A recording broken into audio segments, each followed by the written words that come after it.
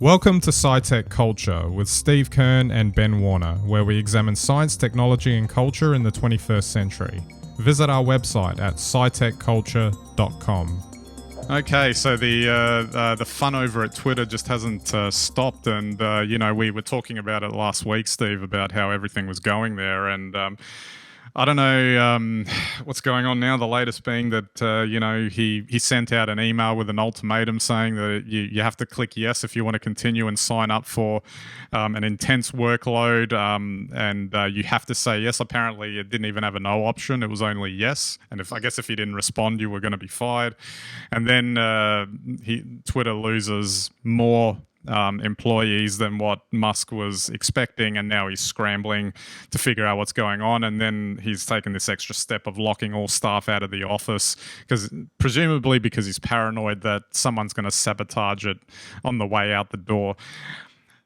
This is comical from my perspective because, even if you were to take the view that the media's enjoying this, little circus as, a disaster and whatever, and maybe by some measure, Elon somehow thinks he knows what he's doing. It really just doesn't look like he does. There's one thing to say that, yeah, okay, he's doing it all publicly, he's doing it all out the open, he's done this before, this sort of, crash through approach.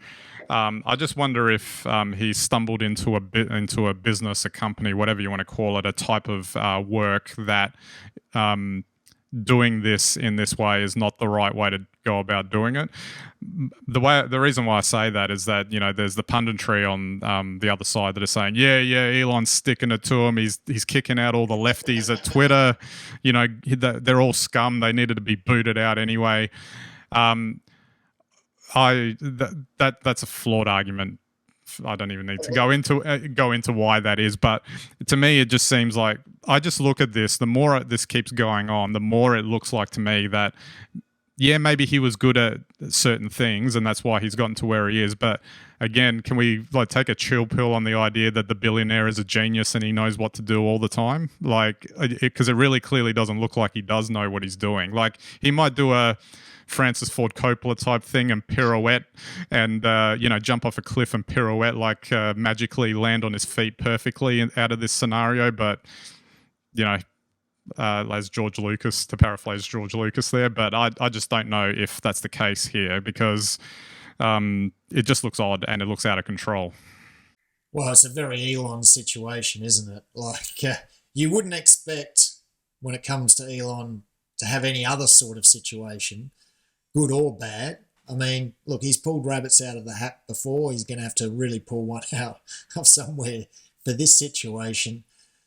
I think there's a couple of things in play here. I think the whole tech sector, as we know, with now a real push towards profit and profitability, is probably feeling pressures that we haven't seen on the tech sector since the dot-com days, towards the end of the dot-com days. So I think there's that. I also think coming out of post-COVID, we're seeing, companies like Twitter, like Meta, like now, having to deal with a workforce that's radically different from when they were in their peak 10 years ago. So I think we're seeing a number of factors play into this all at once, that is creating situations that probably are foreign to Elon.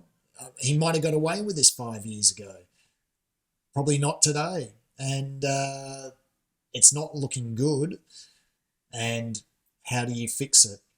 And I think the important thing to remember in these situations is whether you're on the side of the Twitter culture of the years before Elon, or whether you're pro Elon and what he'll bring in, this is really going to shake up Twitter. And with people leaving and with these sorts of cultural divides within the company, and also seeing or having those people removed by them choosing not to continue, it will change Twitter hugely. So it might actually work in Elon's favour from that regard. The one thing I want to know is does he actually have a definition or a benchmark for working extremely hard? Because I know there's a lot of people that just do that in their ordinary jobs. Yeah, exactly. It's all very odd in terms of the approach, and you have to wonder, like he could, whether he knows this or not, it could end up that we might end up seeing Twitter burned to the ground as a result of this approach, because you know there's also a thing about perception. When you want to attract talent to work at anywhere really, you're putting out a perception that it's a place that you want to go. It isn't even like a motivational thing, like I'm going to save the world type thing.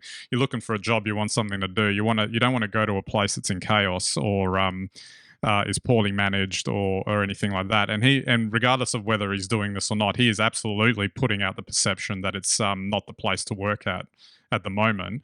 Him just saying, I only want the best here, when he's not really, from a perception standpoint, putting that out there, is going to be a real challenge for him, and whether Twitter can actually survive this.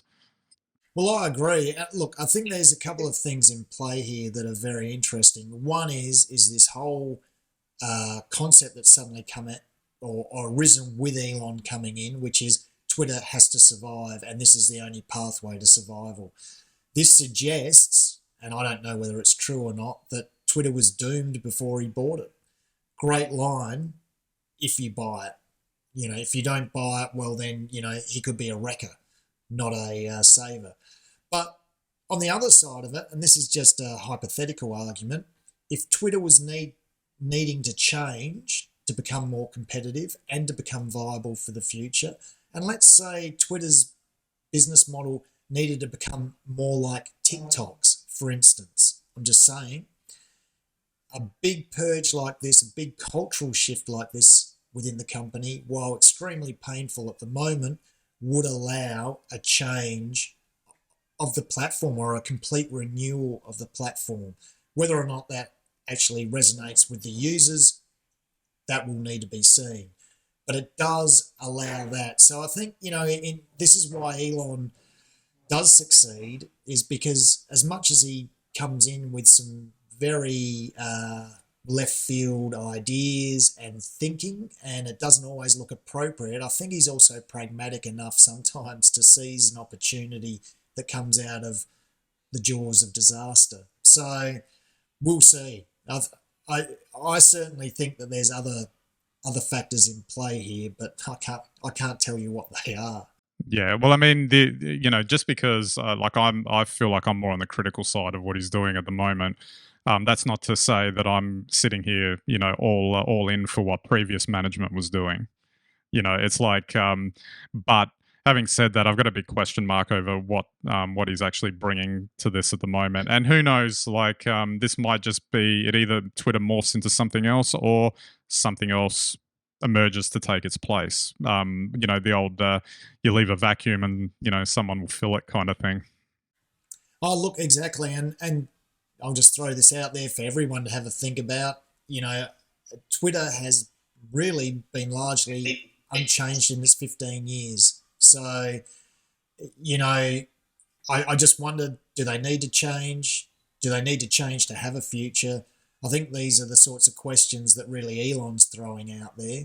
And his approach is an Elon approach, not necessarily a real world approach. But as I say, he's always able to, find those opportunities even when it looks like all hope is gone. And we've seen him do that with both SpaceX and Tesla. Yeah, absolutely.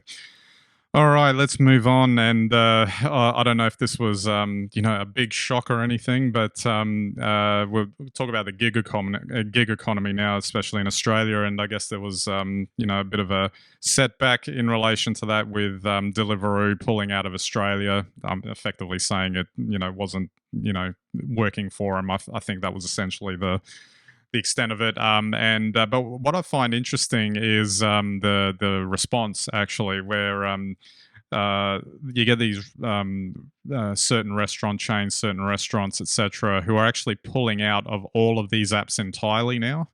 where they're saying that they were never really comfortable with the idea of these sort of global external corporations coming in and being a middleman in the delivery of their product to the customer.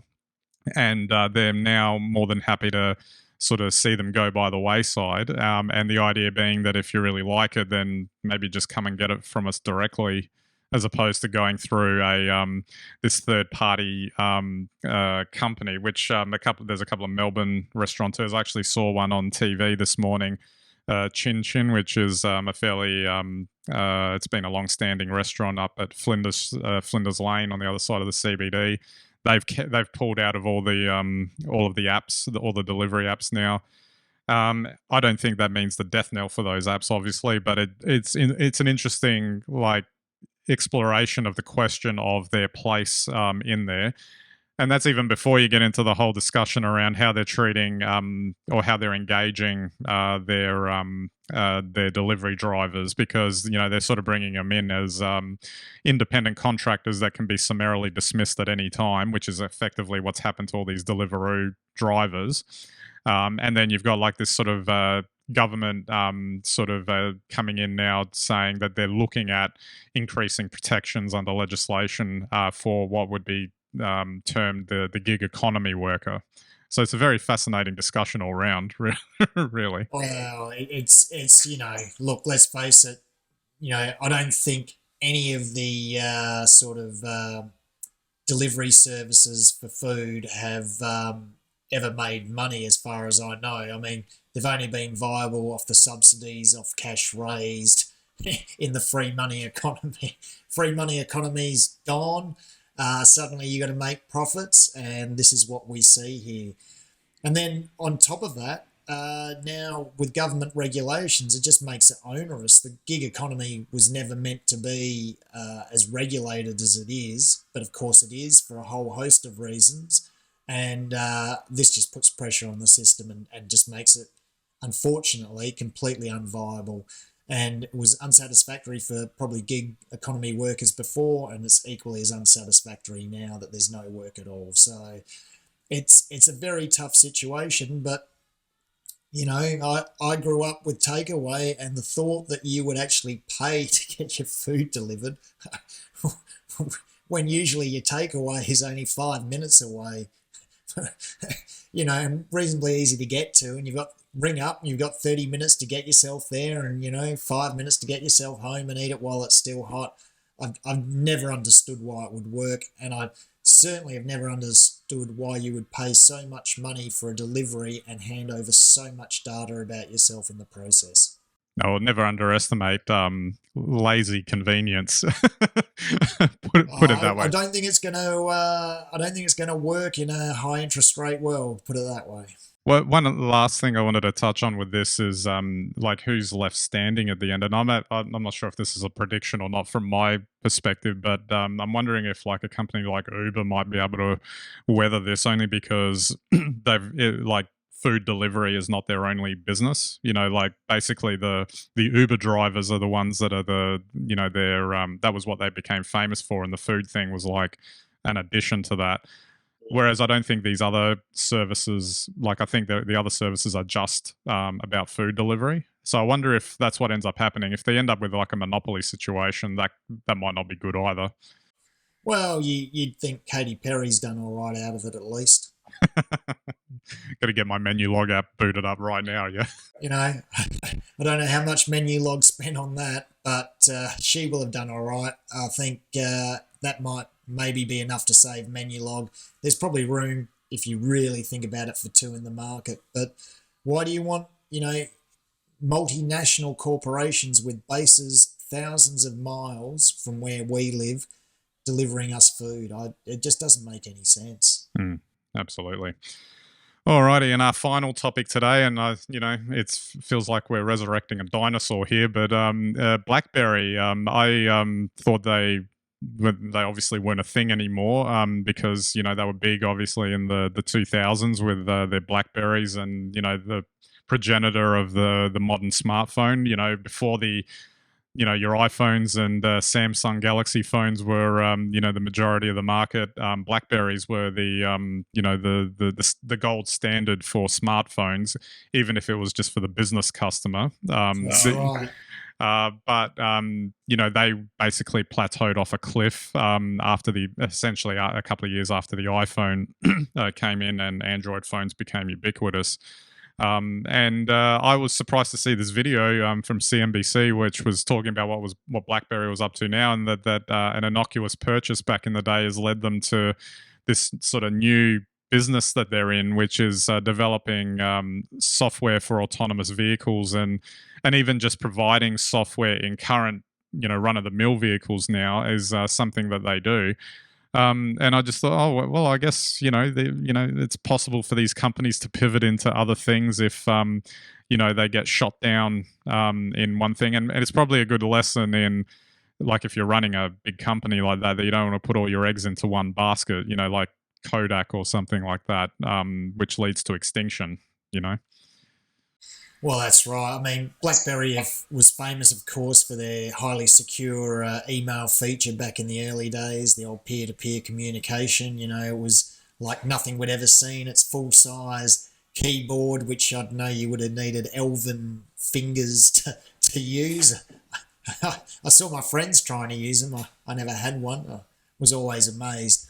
But, that they went the same way as Nokia around the same time, and now I guess we're looking and we're seeing this company come back. I wonder if any of those security features are there, keeping our cars safe from hacking, because it's a very exciting world to think of the software that's coming in with these cars, but by the same token, there's so many unknowns. Well, they did talk to that about how they were bringing that to it, but that the idea is that it's not like one system in the car. Like, you don't think of a car as one computer. It could potentially be up to 10 different ones all talking to each other, and that requires a certain level of sophistication and the software in order to run the thing. And a car, obviously autonomous vehicles are not a commonplace thing because there are still several issues to iron out.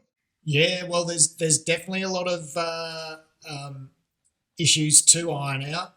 There's that many sensors, which is why you have all these different systems within your electric cars that, you need software to bring these systems together for them to drive themselves. And this is a huge problem to tackle. And obviously, software developers in that space, it is the way of the future, and it will have enormous implications for Internet of Things, not just in cars, but in any closed system, including just controlling all the features in your house.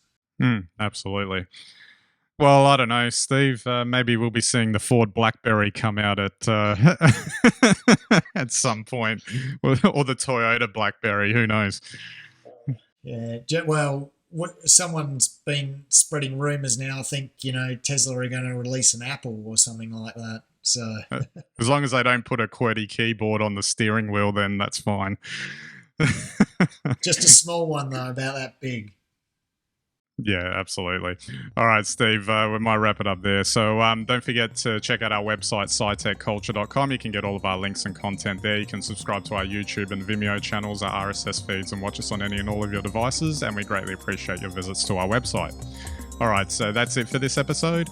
We'll catch you next time.